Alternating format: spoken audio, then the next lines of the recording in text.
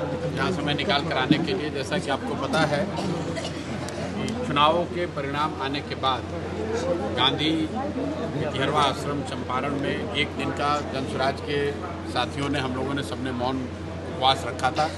उस एक दिन के उपवास के बाद ये घोषणा करी थी कि जन स्वराज ने बिहार बदलाव के जिस अभियान को, जिस संकल्प को लेकर ये प्रयास शुरू किया है, उस प्रयास में, उसके ईमानदारी में, उसके शुद्धता में, उसके इंटेंसिटी में कोई कमी नहीं आएगी।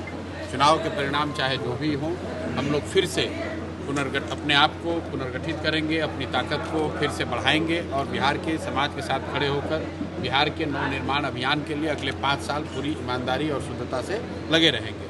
उसी के तहत पहले चरण में बिहार नवनिर्माण अभियान शुरू हो, उससे पहले हम लोग अपने जन स्वराज के संगठन को पुनर्गठित करने का प्रयास कर रहे हैं। उसमें ये निर्णय लिया गया है कि मैं 3 दिन हर जिले में कम से कम 3 दिन जरूर बिताऊंगा। उसी के तहत मैं आज शिवहर में आज पहले दिन आया हूँ, 2 बार और आऊँगा, ताकि जो संगठन अब जो बने वो जिले, प्रखंड, पंचायत और वार्ड के स्तर पर सबकी सहमति से बने, पेपर पे ना बने, सभी कार्यकर्ता साथी और लोकल स्थानीय नेताओं की मदद से बने। इस काम को हम लोग कोशिश कर रहे हैं कि 15 जून तक पूरा कर लें। एक बार जब वो काम पूरा हो जाएगा और तब तक सरकार के 6 महीने भी पूरे हो जाएंगे, तो फिर जो जनता के मुद्दे हैं, विशेष करके जो सरकार ने सबसे बड़ा जनता के साथ जो धोखा किया है कि जहां 2 लाख रुपए का वादा करके 10,000 रुपये देकर वोट लिया है, एक तरीके से वोट खरीदा है, उस मुद्दे को लेकर हम लोग शुरुआत उसी से करने वाले हैं। लोगों के बीच जाएंगे और सरकार से आग्रह करेंगे कि आपने 10,000 रुपये देकर वोट लिया है तो बाकी का 1,90,000 रुपये अब लोगों को दें। उसके साथ जो अन्य मुद्दे होंगे, स्थानीय मुद्दे होंगे या जनता की जो भी समस्या होगी, उन मुद्दों को भी उठाया जाएगा। इन्हीं सब चीज़ों पर चर्चा के लिए हम लोग अभी यहाँ आज आए हैं। जन स्वराज के सभी साथियों से, खासकर शिवहर और बेलसंड के कुछ साथी आज जो यहाँ आए थे 2 विधानसभा क्षेत्रों के, उनसे उनकी राय ली गई है। साथ में ये भी पूछा जा रहा है कि क्या पंचायत के चुनाव में जन स्वराज को दल के आधार पर, दल के हिसाब से पार्टिसिपेट करना चाहिए या नहीं। तो इन्हीं मुद्दों पर चर्चा हुई है, कुछ आपने सुना भी होगा। अब आपके कोई सवाल है तो आप कर लीजिए। सर, तेजस्वी प्रसाद यादव अभी की समाचार है वो राज्यसभा के लिए उम्मीदवार हुए हैं। भाई देखिए, कौन राज्यसभा का उम्मीदवार हो रहा है, कौन कहाँ का उम्मीदवार हो रहा है, ये हम लोग का विषय नहीं। हम लोग के लिए विषय ये है कि आज भी बिहार का लाखों युवा 10-15 हज़ार रुपये के रोजगार के लिए पूरे देश में मारा फिर रहा है। नेताजी के बच्चे लोग, कोई विधायक बन जाएगा, कोई सांसद बन जाएगा, नहीं भी बनेगा तो इतना पैसा लूटा है कि उसका ज़िंदगी अच्छे से चलेगा। लेकिन जो बिहार की गरीब जनता है, उनके बच्चे आज भी ट्रेनों में जानवरों की तरह बैठकर जा रहे हैं और फैक्ट्रियों में 10,000, 15,000 की मजदूरी के लिए मजबूर हैं।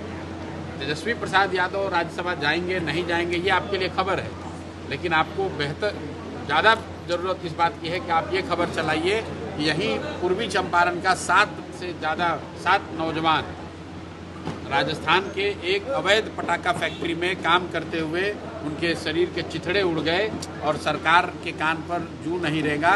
उस पर मोदी जी का कोई बयान नहीं आया, उस पर नीतीश जी का कोई बयान नहीं आया। उन बच्चों का लाश लाने के लिए भी कोई सरकार ने मदद नहीं की। ये खबर है। खबर ये नहीं है कि लालू जी के लड़के राज्यसभा में जा रहे हैं कि विधानसभा में जा रहे हैं। बिहार के बच्चे नौकरी करने के लिए, मजदूरी करने के लिए पूरे देश में जा रहे हैं। खबर ये है। सर, त्रिस्तरीय पंचायत चुनाव में, आने वाले त्रिस्तरीय पंचायत चुनाव में आंदोलन किए हैं उनके काम के समय को लेकर के और पगार को लेकर के, उस पर भी कोई प्रतिक्रिया नहीं है बिहार भाई। कैसे प्रतिक्रिया होगी? पानीपत के रिफाइनरी में जो मजदूरों ने आंदोलन किया है, मजदूरी क्या, आंदोलन का विषय क्या है? लोग ये कह रहे हैं कि भाई 8 घंटे का पैसा देकर 12 घंटे का काम मत कराओ। लेकिन ये कोई बिहार के मजदूरों की समस्या पानीपत में थोड़ी ना है। ये तो पूरे देश में जो भी लोग बाहर जाके मजदूरी कर रहे हैं, वो सबसे कम पैसे पर सबसे ज़्यादा और सबसे कठिन काम कर रहे हैं। वहाँ ना उनके लिए कोई सुरक्षा है, ना कोई रहने की व्यवस्था है, ना कोई दुर्घटना हो जाए तो कोई मदद करने वाला है। और लेकिन यही बात तो पिछले 3 साल से समझाने की कोशिश की जा रही है कि जब तक बिहार के लोग नहीं सुधरेंगे, जब तक बिहार के लोग अपने बच्चों की चिंता नहीं करेंगे, पढ़ाई और फैक्ट्री यहाँ नहीं लगेगी, पढ़ाई और फैक्ट्री का जुगाड़ नहीं होगा, तब तक बिहार की दशा नहीं सुधर सकती है। मोदी जी आकर उसना चावल बेचे, अरवा चावल बेचे, इसी नाम पर आप लोग वोट देते रहिएगा तो फैक्ट्री गुजरात में लगेगी और आपके बच्चे गुजरात में जाकर मजदूर बनते रहेंगे। सर त्रिस्तरीय पंचायत चुनाव में जन स्वराज की भूमिका होगी क्या? कि अरविंद भाई मैंने केजरीवाल आपको जैसा बताया कि पार्टी में इस बात पर गहन चर्चा की जा रही है कि पंचायती राज के त्रिस्तरीय जो चुनाव होने वाले हैं उसमें जन स्वराज को भागीदार बनना चाहिए या नहीं बनना चाहिए। जैसा आप जानते हैं बिहार में ये दलगत चुनाव नहीं होते हैं, लेकिन जन स्वराज की पदयात्रा के दौरान, अभियान के दौरान भी ये सोच रही है कि अगर बिहार में आमूलचूल परिवर्तन लाना है तो सिर्फ विधायक और सांसद के बदलने से नहीं होगा। जब तक बिहार में हजारों नवयुवक, हजारों अच्छे लोग वार्ड सदस्य नहीं बनेंगे, मुखिया, सरपंच, जिला पार्षद नहीं बनेंगे, तब तक बिहार में व्यवस्था नहीं सुधर सकती है। अगर आप स्थानीय स्तर पर, जमीनी स्तर पर भ्रष्टाचार से मुक्ति चाहते हैं तो आपको अच्छा वार्ड सदस्य बनाना होगा, अच्छा मुखिया, सरपंच बनाना होगा। तो इस पर पार्टी में चर्चा चल रही है। अगर सबकी सहमति बन जाएगी तो अगले 1 या 2 महीने में हम लोग एक औपचारिक निर्णय लेकर आपको बताएंगे। सर आखिरी सवाल सर, अरविंद केजरीवाल को दोषमुक्त किया गया है शराब घोटाले, कथित शराब घोटाले। भाई ऐसा है, अभी ईरान पर अमेरिका का स्ट्राइक भी हुआ है। दुनिया में 1000 चीज़ें हो रही हैं। इन विषयों का बिहार से क्या लेना देना है?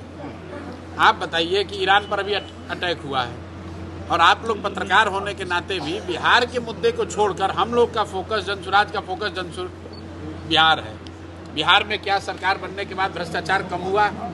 बिहार में सरकार बनने के बाद क्या एक भी नई, एक मिनट रुकिए ना भाई, एक भी फैक्ट्री लगी? क्या बिहार से पलायन कम हुआ? वो बात छोड़कर अरविंद केजरीवाल जी का क्या हो रहा है? भाई अरविंद केजरीवाल जी सक्षम है चुनाव और कोर्ट में लड़ने के लिए। बिहार के बच्चे सक्षम नहीं है, उसकी आवाज़ हम लोग बनना चाहते हैं। अरविंद केजरीवाल जी के साथ क्या हो रहा है, भाजपा के साथ क्या हो रहा है, राहुल गांधी के साथ क्या हो रहा है, ये हमारा विषय नहीं है।